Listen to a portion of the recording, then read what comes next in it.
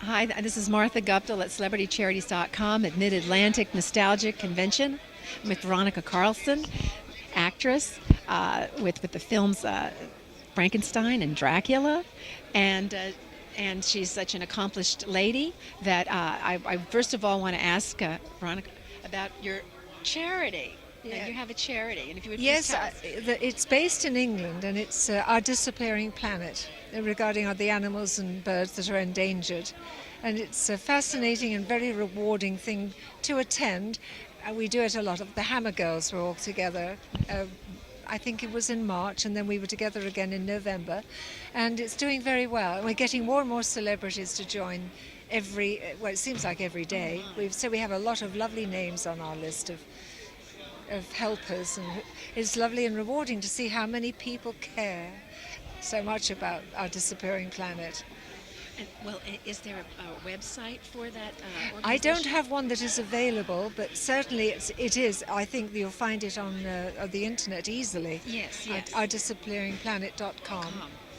So because I live in an area of a lot of wildlife, especially alligators, and bird life, I've always lived in areas that are full of that kind of. I'd never lived in cities. I've always lived in the wilds of somewhere.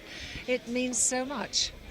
Well, that's wonderful, Yeah. and I can only imagine, and because nature is so important, and We couldn't live without it. no, Yeah. and now for your own endeavors, for your artistic career, I believe. Would you Yes. tell us exactly what your background is with your art, and what type of art?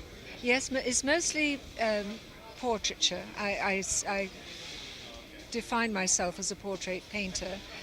I went to art school for 4 years, and I majored in life painting and fabric design. I got my bachelor's degree. Most of my work is commissioned work, and it goes straight to the customer. So I don't have a gallery as such, although I keep a file of my work, obviously.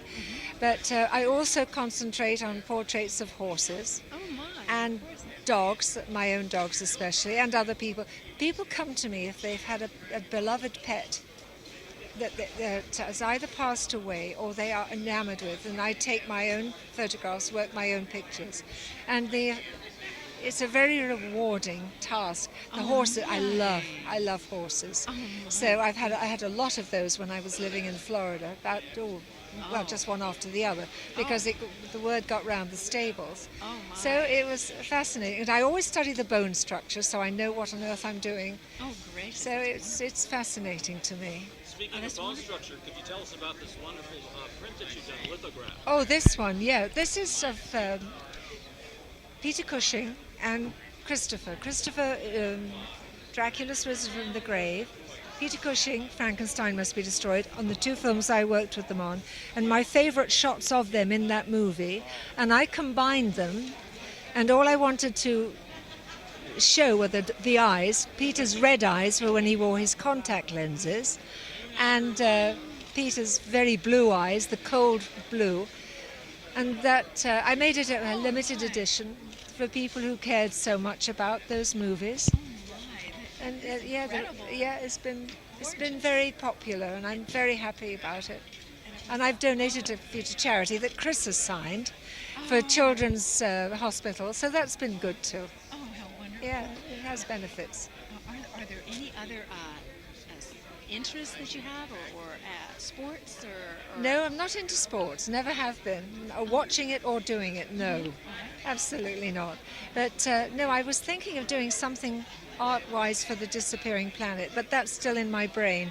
About that's a whole nother story. That's in my brain, in the back of my mind there, to help bring attention to it through me, through the art work that I shall do. So no, I don't have many. I have my children, I have my grandchildren.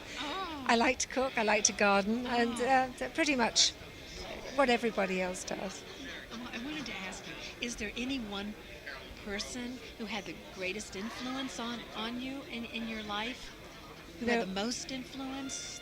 I suppose really my father, as I was growing up, and my mother both, the way I was raised. Father introduced me to nature and showed me birds, and flowers and the respect for them. And mother showed me how it was to be a wonderful mother and a good homekeeper, because those were the traditional roles that we had in those days. Yes. Father went out, he was in the Air Force, Oh. and mother was a wonderful cook and a good homekeeper and a great mom.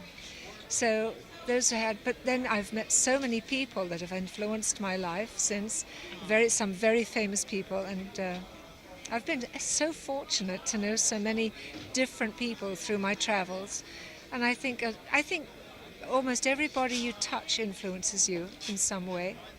Some more memorable than others. That's right. But always something rubs off, a little bit of glimmer of their phosphorus that is left behind on you. Well, that's right. That Yeah, is true. it is true. It lingers. It lingers. It stays a while. Well, I certainly thank you, and I do want to ask, did you have a particular toy when you were growing up? I had that- Bruin bear. Oh. Bruin was a stiff bear that my parents brought me when I was 4 when we lived in Germany. Oh, my. Big bear, beautiful, big, stuffed with straw in those days. Oh, yes. And he still is. He sits beside my bed in a little hoop-back chair that my mother and her mother used to have. And he sits there in all his faded I splendor, understand. all worn off almost. He's almost worn to pieces because I loved him so much.